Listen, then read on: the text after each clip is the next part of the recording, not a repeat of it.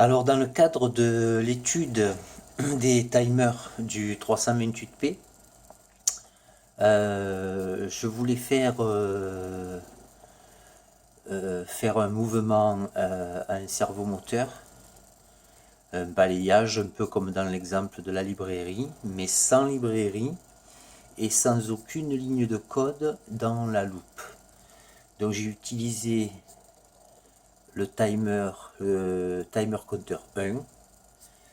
J'ai choisi le mode 14. Je pense pas que ce soit le mode idéal, mais bon, je n'ai pas fini mes tests, c'est le premier jet, enfin le deuxième, parce que dans le premier exemple, je modifiais les valeurs dans la loupe. Là, en fait,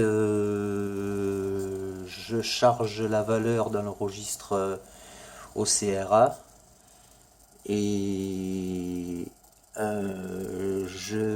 j'active l'interruption de débordement et je change pardon, et je change la valeur du registre OCRA en fait quand l'interruption de débordement se produit. Je mettrai les calculs dans la vidéo, dans les commentaires de la vidéo.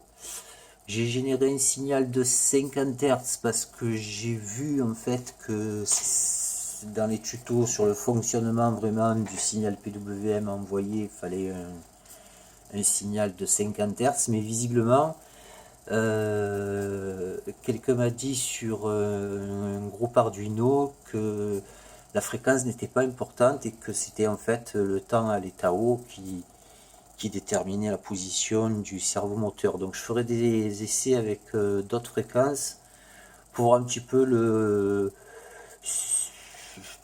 peu si en changeant la fréquence du signal PWM, si le moteur réagit mieux.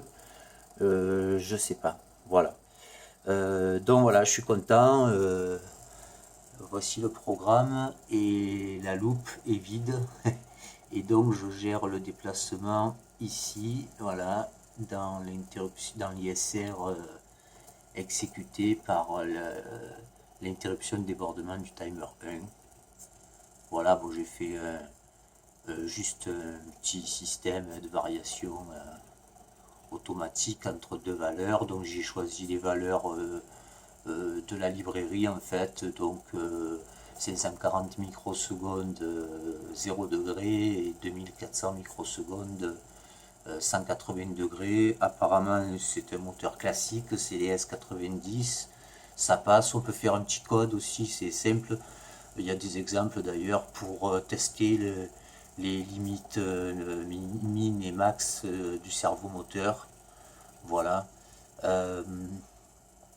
Qu'est-ce que je voulais dire d'autre? Oui, par contre, je croyais avoir résolu le problème au démarrage. En fait, le cerveau, au premier démarrage, le cerveau va se positionner là, dans ce cas-là, à 0 degré. Le souci, c'est que si c'est arrêté, par exemple, à 90 degrés, le mouvement entre 90 degrés et 0 degré va être brusque. Et ça, pour le moment, je n'ai pas résolu ça.